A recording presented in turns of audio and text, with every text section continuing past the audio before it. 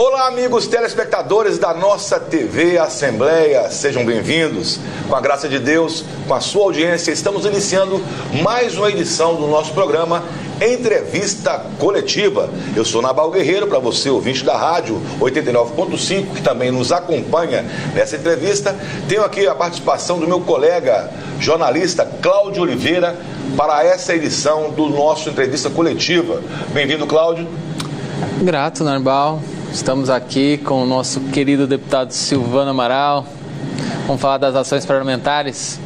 Como sempre, o papel da TV Assembleia é abrir esse espaço para os deputados, para o cidadão, para que os deputados possam apresentar aí aos eleitores, aos cidadãos mato-grossenses, as suas ações, né? E as suas gestões aqui junto às demandas da população mato-grossense. Na oportunidade de hoje, como já bem adiantou o Cláudio, estamos recebendo aqui o deputado Silvano Amaral, a quem eu cumprimento, dando as boas-vindas aqui no nosso programa.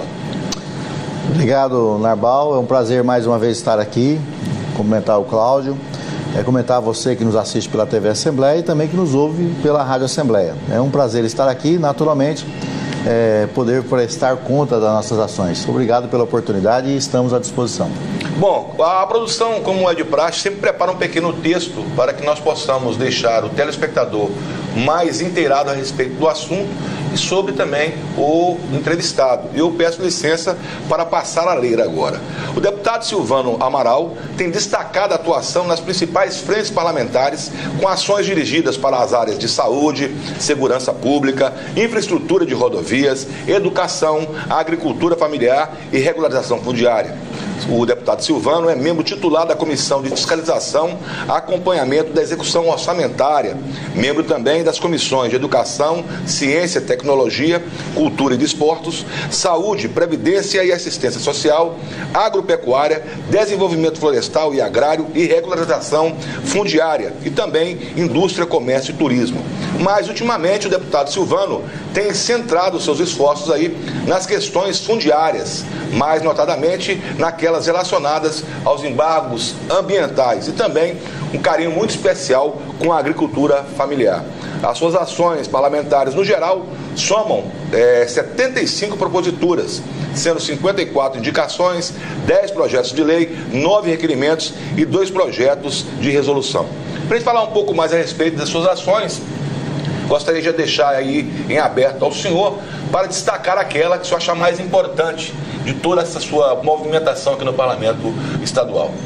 Olha, Narbal, ultimamente a gente tem feito, como você disse agora há pouco, uma discussão muito intensa sobre a questão da regularização fundiária. Nós temos hoje um programa implementado pelo INCRA Nacional, uma política nova do próprio governador, o presidente da República, Michel Temer, que determinou ao INCRA Nacional que fizesse a regularização fundiária. E esse é um tema que nós tínhamos na nossa pauta desde o ano de 2015, quando andávamos pelo estado de Mato Grosso, a gente percebia essa dificuldade. O próprio trabalhador rural reclamava muito que há mais de 20 anos o INCRA não regularizava, não integrava sequer um título.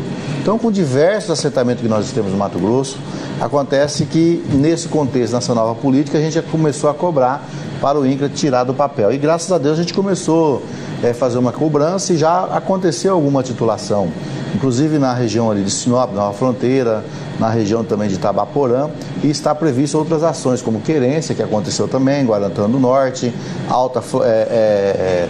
no município ali de Rondonópolis também, especialmente ali no assentamento da gleba Rio Vermelho. Então, tem várias ações do INCRA que está fazendo esse trabalho, a gente tem acompanhado, tem cobrado, e graças a Deus a gente tem sentido alguns efeitos. A gente ainda não é do momento que a gente quer, a gente cobra, que a gente precisa e o trabalhador precisa. Mas eu acredito que está avançando, está andando, a gente sabe da dificuldade que tem, especialmente porque é um programa que encontrava-se há muitos anos, como disse, há mais de 20 anos, adormecido, não tinha prioridade, né? E agora começou a se alavancar e, naturalmente, acaba esbarrando em estrutura para que o próprio INCRA possa caminhar. Mas é só estrutura? Qual esses entraves, essa demora? É só mesmo questão técnica?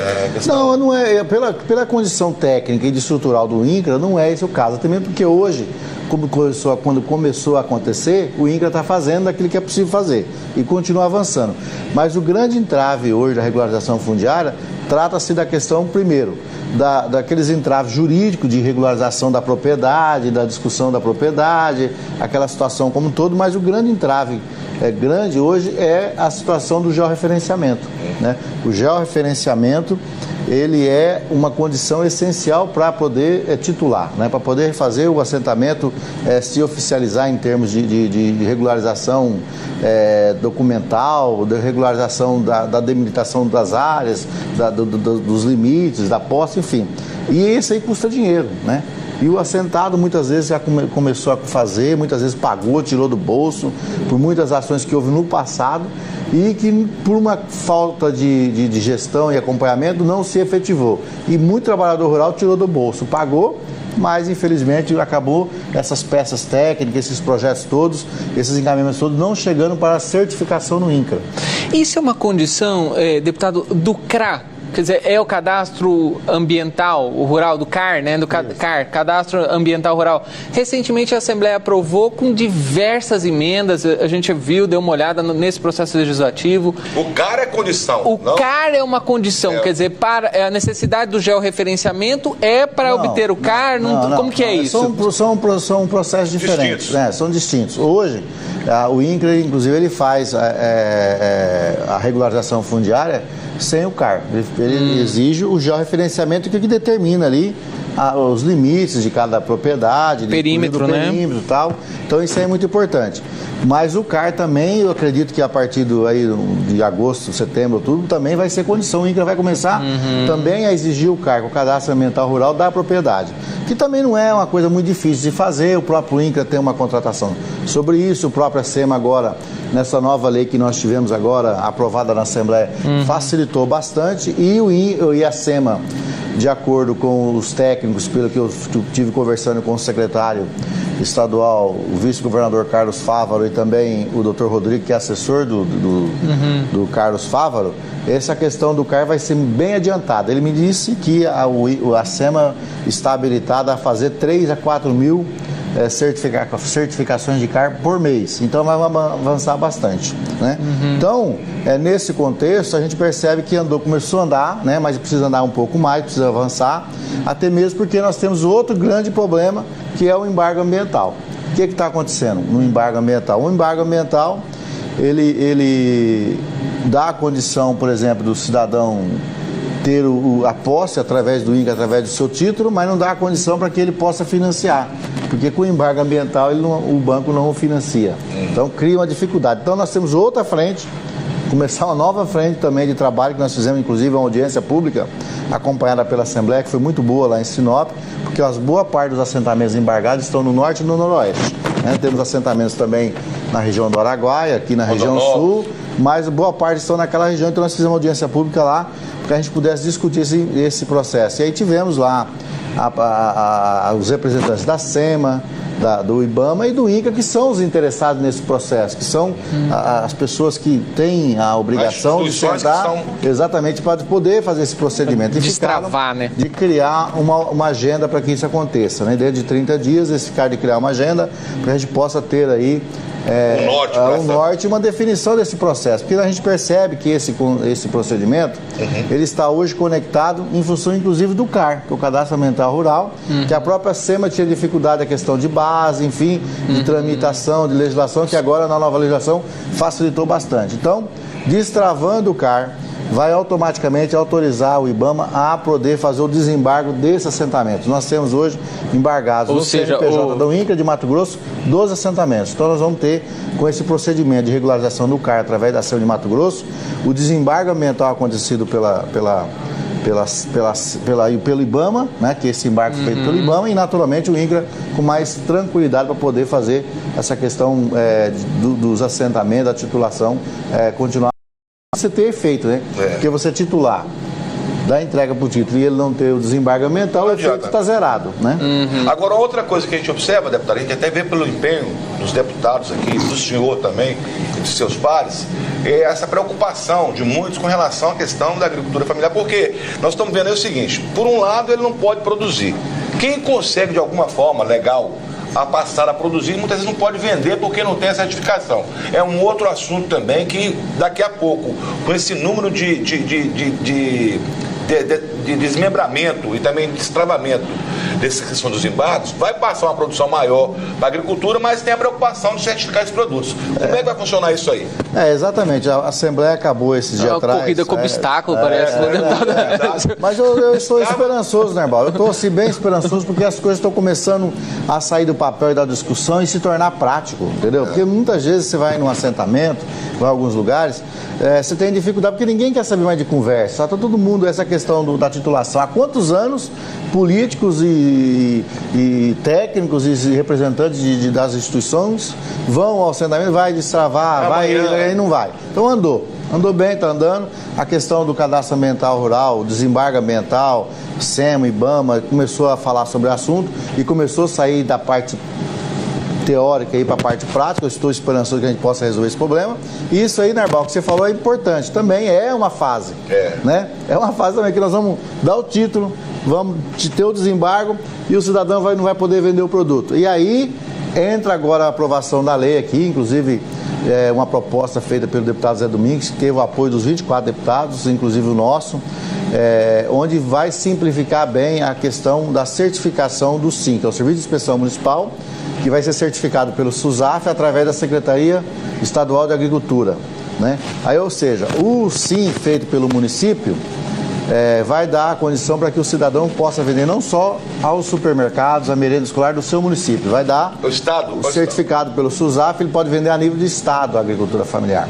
Aí nós temos outro entrave também, que o próprio município muitas vezes não tem condições financeiras de estruturar esse serviço de inspeção municipal, né? Porque precisa ter CAP, precisa ter lá os técnicos, os profissionais habilitados para fazer esse trabalho, né?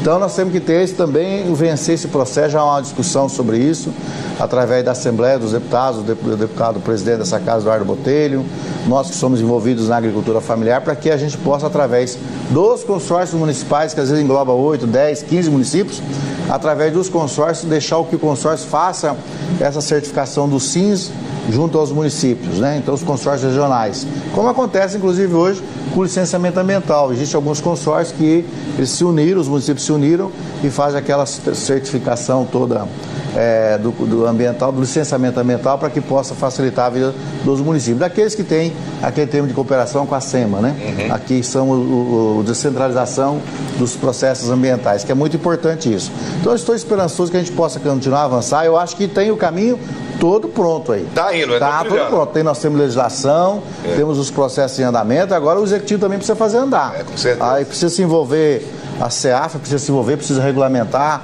a questão do SUSAF, a Secretaria de Agricultura precisa fazer isso, precisa pegar no chifre do boi, colocar na mesa e tornar isso prático, né? E essa questão dos consórcios também, os prefeitos já estão fazendo essa discussão, é importante também que a gente faça essa discussão, levante esses custos todos, alguém fala em torno de 25, 30 mil, e a gente possa, os prefeitos se unir lá também na base, para que a demanda possa ser feita. Então eu acho que há um bom caminho, a gente precisa investir na agricultura familiar. Eu vejo a agricultura familiar, Cláudio, como uma situação que eu percebo que muita gente olha a agricultura familiar como uma situação de despesa, uma questão social, tadinho. Não é isso. A gente precisa olhar a agricultura familiar, que também tem esse intuito de subsidiar, de fortalecer, para dar qualidade de vida, condição melhor para que as nossas famílias possam ter a condição de vida melhor, né? Mas até precisa. Exatamente. Do campo, exatamente. Eu também que sou da roça, fui criado na roça, né? E meu pai era um cidadão da roça. E a gente percebe que muitas vezes o governo, né, as instituições, né, os órgãos olham o agricultor familiar como tadinho, mas não é tadinho. Pedinte, dá a ele a condição de produzir, de que muitos grandes produtores têm com subsídio, né? Dá a ele a condição, que é dar a ele a condição de dar o tio da terra para ele buscar dinheiro, recurso lá e tal, dá a ele a condição do SIM para ele vender o produto, do SUSAF para vender o seu produto do estado, vender na merenda escolar.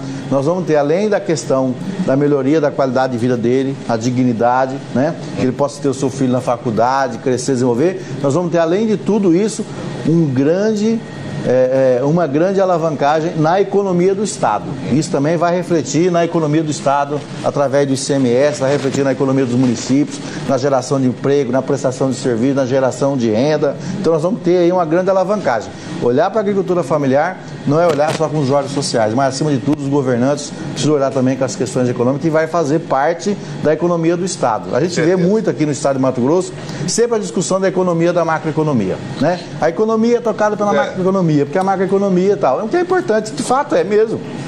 Nós temos hoje o Estado de Mato Grosso mobilizado e se produzindo basicamente em cima da macroeconomia, a produção de soja, né, do milho, do algodão, do gado, né, e por aí vai. Mas a gente tem que também agregar e valorizar essa economia do pequeno produtor rural, que naturalmente também vai ser um grande segmento, uma grande contribuição para a economia do Estado de Mato Grosso. Geração de emprego, renda, ICMS, geração de emprego lá também e renda para os municípios. Nós vamos ter aí, com certeza, uma grande alavancagem na qualidade de vida de todo o nosso povo. Deputado, o senhor foi relator da LDO já. Agora, de novo, esse ano, o senhor é relator, né, da LDO. Antes da gente entrar na LDO como um todo, aproveitando que nós estamos falando de agricultura familiar, o senhor tem mais ou menos um número de investimento na agricultura familiar? Por cima, uma estimativa? Olha, nós já nesses 2 anos, na indicação orçamentária nossa, eu aqui em números agora não vou poder dizer, mas em torno de 2 milhões eu já fiz de indicação. Para que a gente pudesse alavancar, especialmente naquela região do Noroeste, ali nós temos uma economia... Não, só nós, só meu, como deputado estadual, né? Tá. A gente tem assim, um carinho especial para a agricultura familiar, que é cuidar das pessoas, cuidar de gente também faz parte, esse processo todo de investimento na agricultura familiar. Quem faz esse investimento faz isso, acontece naturalmente.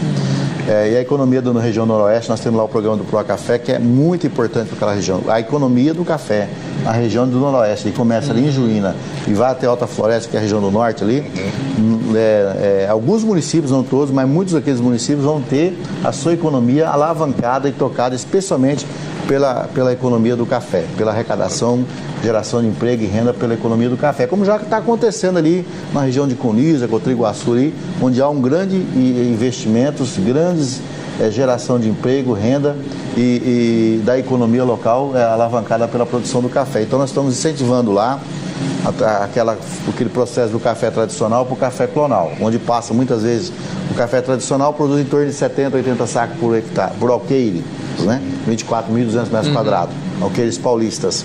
E no café clone ele pode chegar a 250, dependendo da capacidade do produtor, do seu investimento ali, pode chegar a muito mais que isso também.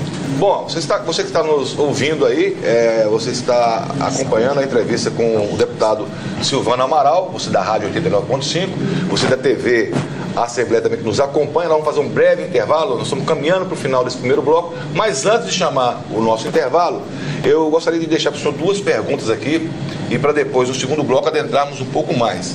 Com relação à questão orçamentária, o Cláudio já começou a adiantar aí, a questão do FETAB e a questão lá da sua região, do Hospital Regional de Sinop.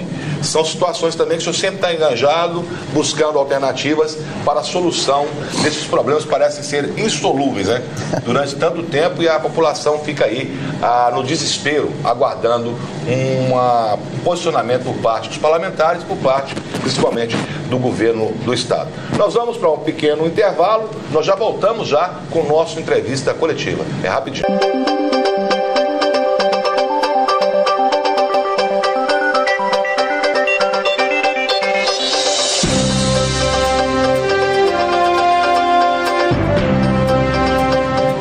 Estamos de volta com o nosso entrevista coletiva e nessa oportunidade, para você que está chegando agora, nós estamos recebendo aqui o deputado Silvano Amaral do PMDB, que vem prestar contas, né, a você, cidadão mato-grossense.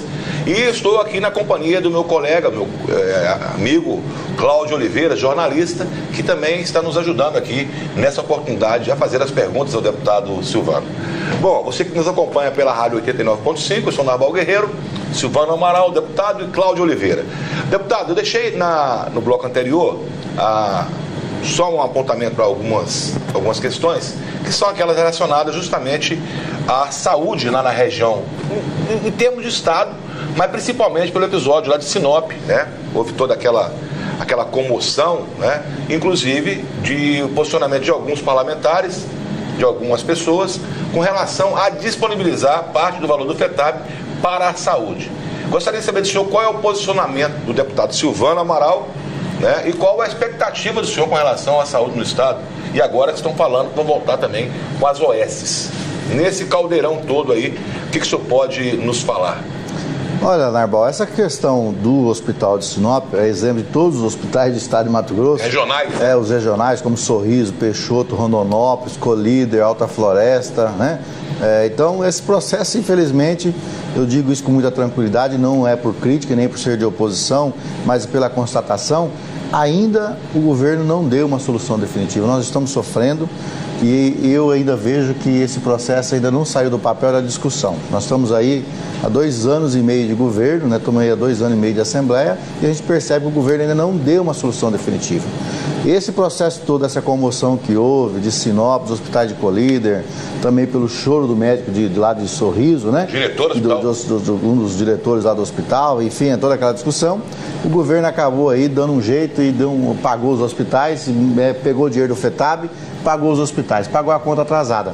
Só que isso também não vai resolver. Já foi retirado do FETAB? Foi retirado, foi. Esse dinheiro, na verdade, foi remanejado, né? Porque, na verdade, o governo ele pode fazer isso, né? Sim, ele pode fazer os remanejamentos, só que chega ao final do ano, esse dinheiro tem que estar na conta certa, tem que estar no fundo, né?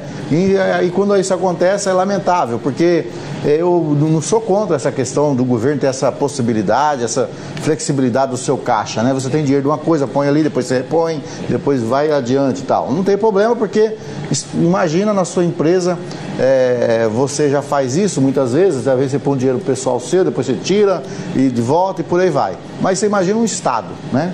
Uma máquina como essa, uma empresa como essa. Então, nesse momento agora não há problema nisso, só que nós vamos chegar ao caos novamente na saúde pública, porque o próprio dinheiro do FETAB ele vai ter que ser reposto, né? Sob pena, já não tá dando sob conta, pena de responsabilidade do próprio governo, em que usou o dinheiro de forma errada, de um desvio de função daquele dinheiro. Então, nós precisamos achar uma solução para a saúde pública de Mato Grosso, que eu penso, no meu ponto de vista, estou convencido disso, que a gente tem andado os 4 anos de estado de Mato Grosso e visto os horrores que é feito com o dinheiro da saúde pública, que muitas e muitas vezes não é tocado com boa fé. Né? Não é tocado com boa fé. E a gente vê aí procedimentos mirabolantes, horrendos, né? Você diz dos gestores dos hospitais? Dos gestores de hospitais, de profissionais de hospitais que não têm boa fé, que estão muito preocupados com as questões do corporativismo, do dinheiro financeiro, do dinheiro falso, do seu bolso. Temos, naturalmente, muitas pessoas de boa fé. Graças a Deus. Temos muitas pessoas de boa fé, mas infelizmente a gente percebe que há uma grande barreira nesse contexto e não há uma transparência com o dinheiro público. Esse tempo atrás um prefeito me falou que ele foi notificado pelo Ministério Público e a Justiça para que ele pudesse executar um procedimento de R$120 mil. Procedimento que não é da capacidade e não é da competência dele, é de média e alta complexidade, que é de competência do Estado, no caso do município, né? Aí você faz uma conta, era um estende de coração, mais uma coisa, eu falei, mas R$120 mil, né? Então, quer dizer, eu não estou aqui desmerecendo e nem diminuindo o valor de ninguém, mas quando você vê uma situação como essa, temos que perceber o seguinte: o Estado, antes de qualquer coisa, antes de querer abocanhar mais recursos, inclusive tirando da costa do próprio agronegócio, tirando dos 2/10 dos poderes, dessa discussão toda do recurso, inclusive daquela condição, daquela discussão inicial, que é tirar do FETAB da quota parte dos municípios também, que do meu ponto de vista é um absurdo, né? Porque o município acontece tudo no município. Aí é uma forma de você tirar recursos do município, que inclusive, a exemplo desse prefeito, pagou conta que é de competência do Estado. Porque o promotor e o juiz encontram o prefeito para notificar. É verdade. Não encontra o governador, não encontra o secretário de Estado. Então, nesse contexto, essa discussão já foi acabada, não tem, mas nesse sentido nem passaria aqui na Assembleia, e muito menos aceitada pelos prefeitos. Então, nós precisamos fazer o quê para resolver a saúde pública? Do meu ponto de vista, é fazer a fiscalização, o acompanhamento, claro, transparente, com eficiência de procedimentos administrativos que pudesse dar muito mais resultado para a aplicação do recurso.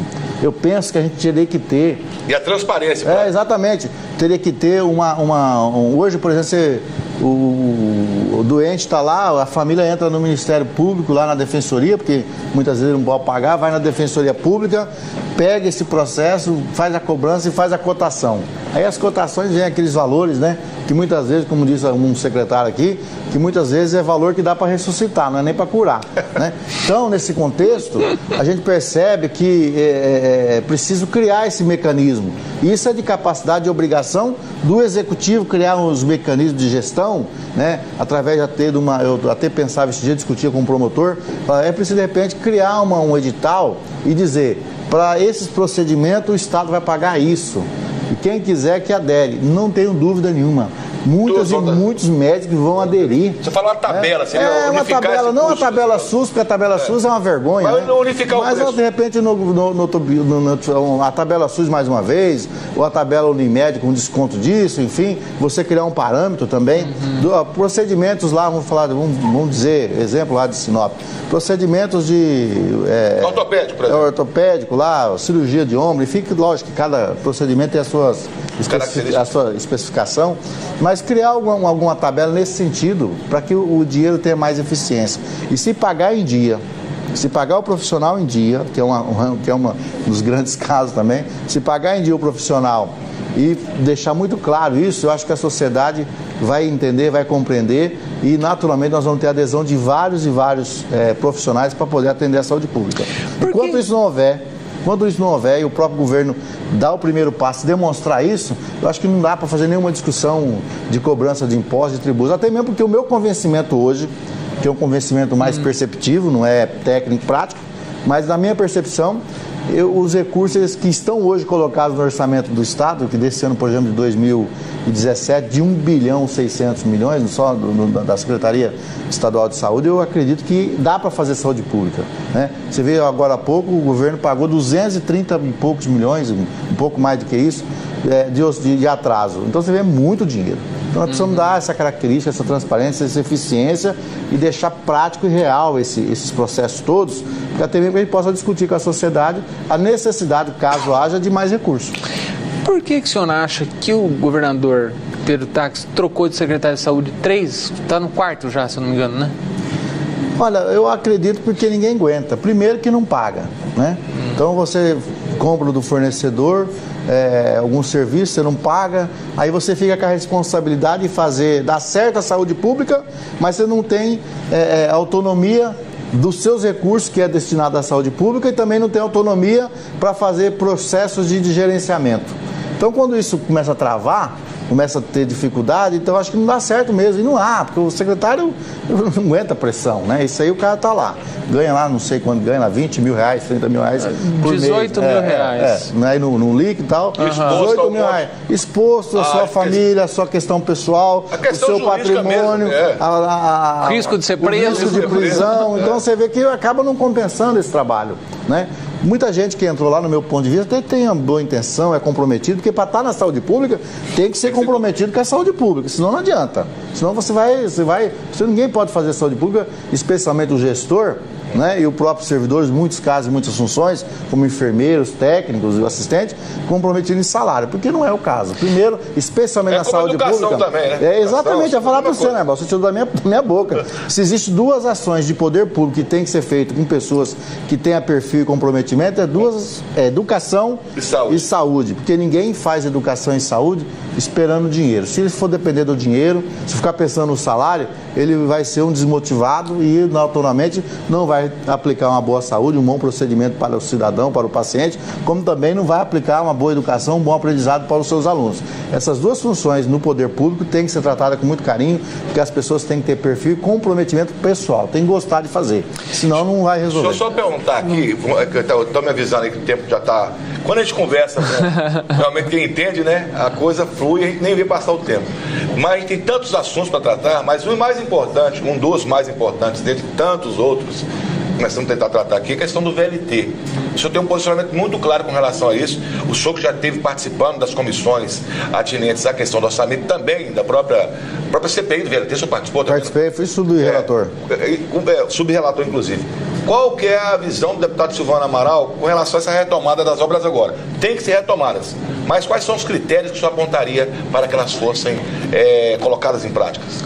Olha, Narbal, primeiro eu quero deixar claro para a sociedade cuiabana, de Várzea Grande e também para o Mato Grosso, que eu não sou contra o VLT. Eu acho o seguinte, o VLT é flecha lançada, não volta atrás, já temos 1 bilhão e 70 milhões de reais já investido nesse recurso.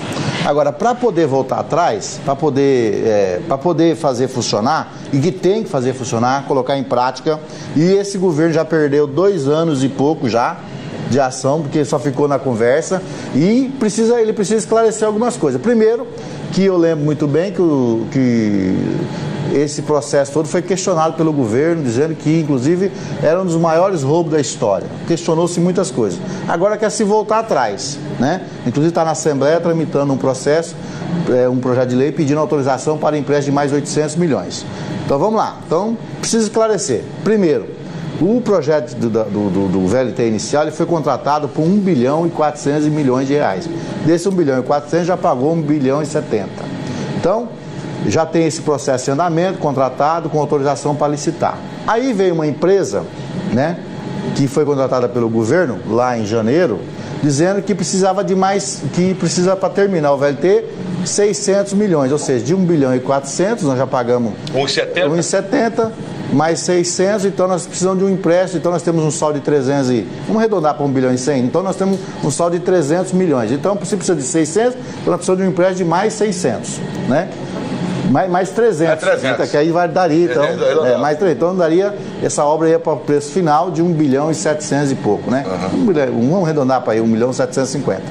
Aí a empresa, em janeiro ela fala que precisa de 600, depois ela vem dizendo que precisa de 900 milhões. Não tem um ano. 922 milhões. Aí você faz uma conta. Se precisa de mais 922 milhões, então nós já temos já emprestado 1 bilhão e 400, para ela ia para 1 bilhão e 900, então nós precisamos de mais 500, 600 milhões para terminar o empréstimo. Ponto. Aí vem o governo, manda uma mensagem de lei para a Assembleia, pedindo mais 800 milhões de empréstimo.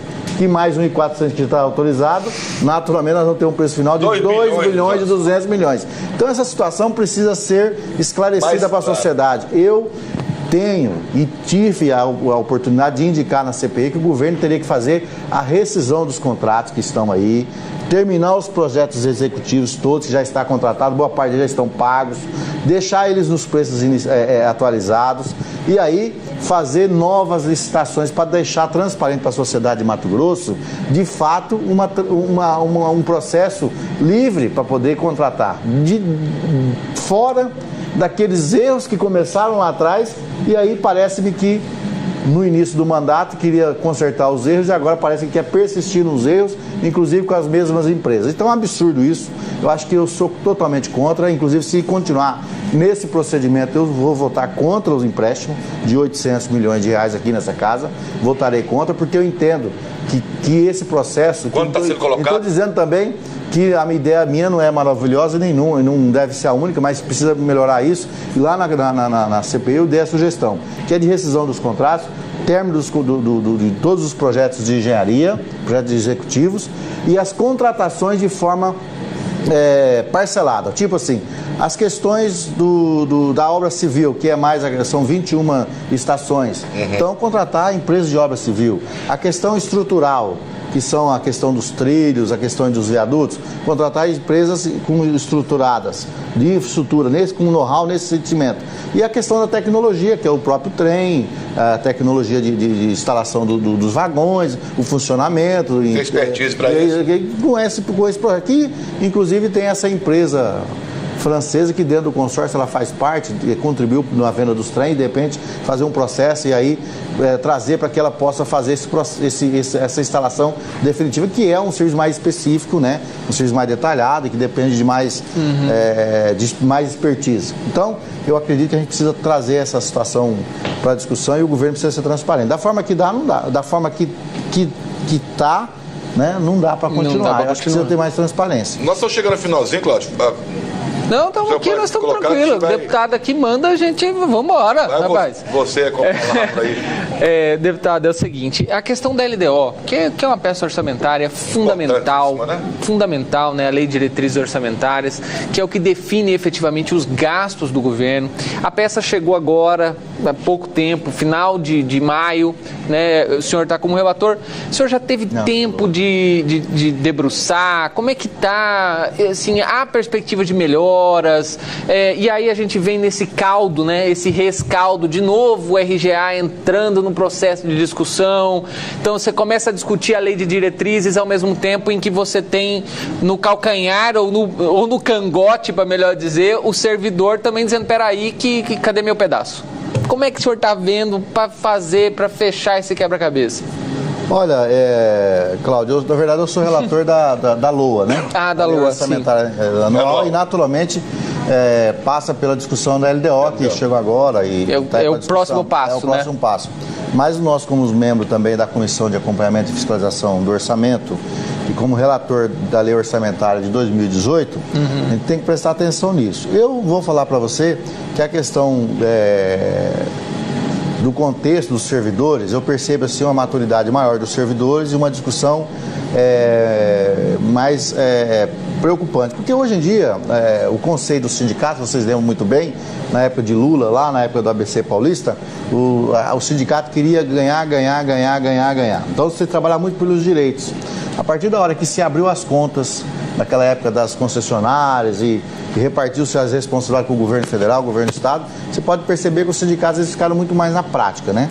Então o governo está passando por dificuldade, nós temos dificuldade, isso aí está no número, isso aí a gente não precisa nem... Não é só aqui no estado isso aí qualquer cidadão brasileiro sabe disso, ele está sabendo que está com dificuldade de ganhar emprego, muitos tinham seu emprego que foi demitido, então a economia está em dificuldade, as receitas em relação ao ano passado estão praticamente empatadas, mas quando você pega a receita desse ano e compara do ano passado e ela empata, na verdade você tem aí uma perca de em torno de 10%, porque, ou seja, a inflação não foi reposta do próprio orçamento. Então isso tem que ser discutido com muita responsabilidade. E essa questão, eu sempre digo, eu falo, gente, falar do RGA dos servidores está na Constituição, isso tem que ser primeiramente respeitado. Isso é direito do trabalho. Então, quer dizer, se não pagar hoje, eles vão entrar na justiça como já entraram e lá na decisão de daqui a um tempo, STF, STJ, vai acabar pagando e ele vai acabar recebendo. Não tem jeito. Isso aí é constitucional, está lá e não adianta muita gente falar que não pode, que não deve, que não dá, porque qualquer pessoa não precisa nem entender muito de lei que vai ver que está lá e que é direito e não é vontade minha nem do governador que vai tirar isso, né? Se tirar agora, no futuro a lei vai recompor. E aí é uma conta que nós, mato-grossenses, vamos ter que pagar com juro, multa e correção. Acaba virando precatório, acaba tirando o orçamento do Estado. Agora, é preciso ter muita responsabilidade. Nós sabemos as dificuldades que o Estado tem, nós sabemos de algumas ações que o próprio governo precisa fazer. Eu vou falar uma coisa para vocês. Esse dia o deputado Guilherme Maluf deu aqui um exemplo muito bacana que foi a situação da saúde. Falou, olha, por que a gente não faz uma lei, põe o Intermate para funcionar? Na verdade, não é nem questão do Intermate, até esse dia um servidor do Intermate falou, olha, nós fazemos os procedimentos e tal, mas o governo ainda continua com esse processo empacado. Não se emitiu um título, Cláudio. Um título. Para não ser leviano, emitiu 4 para o assentamento lá em Confresa, lá é um absurdo, né? Que não é nenhum caso de você também fazer o emitir título para o assentado, porque o assentado ele tem um incentivo e tal, tem 100 hectares. Mas tem muitos e muitos tipos de fazendas, né? De pessoas que querem pagar, quer indenizar o Estado, e o próprio Estado não emite o processo, não conclui o processo, que já passou pela Assembleia, que já passou pelo Intermate, que está na Casa Civil, que não andou. Então, se eu não me engano, isso eu estou falando em cima da fala do deputado Guilherme Maluf, que ele falou em 150 milhões de reais, né? Que está lá para poder fazer essa situação girar. E quando você tira o título para o fazendeiro, para a regularização fundiária, ele pega aquele título, ele vai no banco, ele pega dinheiro, vai plantar mais, ele vai criar, vai gastar mais óleo diesel, vai gerar. Então, quer dizer, e também esse caso que nós estamos falando agora há pouco aqui da agricultura familiar, olhar com mais carinho e tal. O governo do estado também, por exemplo, esse dia eu estive lá no município de Colniza, prometeu lá fazer a regularização fundiária daqueles assentamentos, em torno de 300 e poucas famílias. Agora há pouco aqui, se eu não me engano, o assentamento 1º de maio, lá em Colniza, que salvo engano, para você que estiver me assistindo, se eu estiver errado, dito numerário, me perdoe. Mas lá tem lá o assentamento lá pelo Intermat. Teve lá com o secretário estadual Cândido, que esteve conosco, e também o Jeová, que é técnico do Intermat. Fez o compromisso, inclusive, de até novembro agora, fazer esse processo de regularização fundiária daquele assentamento. Mas, a exemplo de outros, como dissemos agora há pouco, são também com dificuldade de dinheiro para realização do GEL. Se não fizer o GEL, não vai fazer, que não tem como. Então, o governo também não tem dinheiro para isso. Então, o governo precisa fazer algumas ações para poder... A gente precisa fazer alguns trâmites. Eu acho que o governo precisa sentar na mesa, e eu não sou de muito discurso, não é meu perfil, né? Mas a gente precisa sentar na mesa e desenhar alguns trâmites processuais para fazer as coisas acontecer. Sabe? Eu acho que dá para fazer. Dá para fazer, exemplo do VLT, né? Que ficou 2 anos discutindo que era o maior roubo da história de Mato Grosso, não sei o que, agora perdemos 2 anos, agora que está retomando. A exemplo da BR-174, que lá em Irepuanã disseram que lá não tinha projeto, que era um roubo, que não ia fazer, não sei o que. Passamos 2 anos e meio agora retomaram com o licenciamento ambiental, aí ficamos empacados depois com o estudo indígena, que precisa ser feito também. Então, quer dizer, passou já, e eu pude perceber que esse ano também não vai ter obra lá, né? Ficou para o ano que vem, porque precisa fazer aquela combinação Ministério Público Federal, IBAMA, SEMA, FUNAI, né? Ministério para poder fazer esse processo. Ano de eleição. Então, eleição, tomara que o ano que vem faça, pelo amor de Deus, aquela BR-174 é a veia arterial da nossa região noroeste, precisa sair do papel. Então, quer dizer, nós precisamos, fica muita discussão, mas na prática as coisas não andam, precisa acontecer mais, precisa andar, entendeu? Precisa fazer acontecer. A gente sabe que não é fácil, mas quando você põe na pauta e fala que é pauta dia e noite agora, né? E as coisas acontecem e andam. Um exemplo disso, para falar, a prefeita de Sinop. Toda hora que você vai no gabinete dela, na equipe dela, está todo mundo falando de aeroporto, né? Todo mundo está concentrado no aeroporto de Sinop, que é o foco do desenvolvimento, do crescimento da nossa cidade de Sinop. Então está na pauta, está discutindo, está falando e está saindo do papel, está avançando, entendeu? Então a gente precisa, o governo do estado de Mato Grosso, a própria Assembleia também precisa sentar. E aí eu também aqui fiquei contente que o próprio Ministério Público está entrando na discussão, né? E eu até falava lá na audiência pública que nós tivemos de Juína, falamos lá com o doutor Mauro Curvo. Falei, doutor Mauro, eu estou contente, porque o Ministério Público está vindo para dentro do problema, né? E eles têm 2 questões do georreferenciamento, da regularização fundiária, está dentro do problema, quer resolver e quer que se ache a solução, né? E também a questão do consórcio de saúde também, quer fazer um grande consórcio para serviços, insumos, medicamentos, um consórcio, né? O Tribunal o Ministério Público, a Associação do Mato Grosso do Município, a Assembleia, o Governo do Estado, enfim, uma grande discussão para que a gente possa também ter celeridade nas compras e efeitos da saúde pública. Muitas vezes o município passa pela licitação, pelo registro de empresa, de repente vai descobrir a empresa ela nem existe, ela é só de fachada e o cara fica ali só para ganhar dinheiro no atravessamento do negócio. Então, eu imagino isso, eu peço que a gente possa dar uma celeridade mais com o Estado, com coisa mais prática e eficiente. Deputado, eu sei que se a gente ficasse aqui acho que mais umas 2 horas, nós não iríamos falar de tudo. De todas essas demandas, né? Isso só levantado pelo senhor. Imagina que nessa casa o que passa, o que chega de demandas, de pedidos, e são realmente necessidades assim, preponderantes para o crescimento, a economia, enfim, a qualidade de vida do Mato Grossense. Mas o nosso tempo chegou ao final.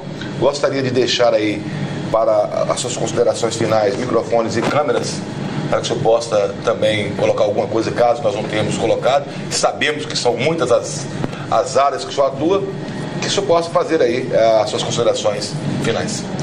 Obrigado, Narbal, obrigado, Cláudio, pela oportunidade de estar aqui falando com você de casa, que você também que nos ouve pela Rádio Assembleia. Para mim é um prazer estar aqui.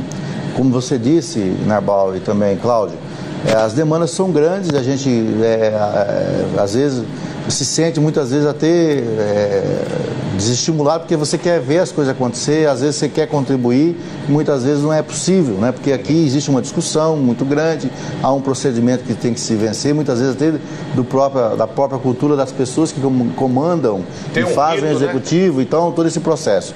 Mas eu estou assim muito contente com o nosso trabalho, a gente tem feito as nossas cobranças, como disse agora há pouco, de algumas ações que nós fizemos na saúde, na infraestrutura, na questão da agricultura familiar, na regularização fundiária. Temos também contribuído bastante com os prefeitos, Narbal, na interligação da Prefeitura com o governo federal, através do deputado federal Carlos Bezerra, através do deputado federal Valter Pereira, também ajudando eles nas ações para que eles possam, em função da nossa formação, como servidor de prefeitura, secretário de finanças, de administração, que fomos da cidade de Sinop, ganhamos bastante experiência e temos essa experiência também colocada à disposição dos municípios.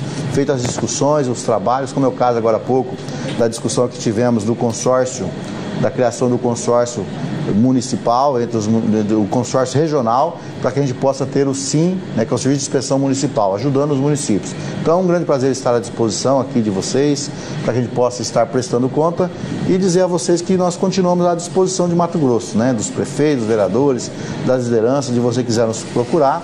Temos também o nosso gabinete aqui, o nosso escritório regional em Sinop e também as nossas mídias que está à disposição para que você possa nos comunicar e também contribuir com o nosso trabalho. Bom, deputado, muito obrigado pela participação do senhor, a você que está nos acompanhando. Obrigado, Cláudio. A você, ouvinte da Rádio 89.5, a você, telespectador da nossa TV Assembleia, deixando aqui um encontro marcado e já agendando a próxima entrevista do senhor aqui para a gente continuar com o assunto. Um abraço a todos e até um próximo encontro aqui na nossa grade de programação. Até lá.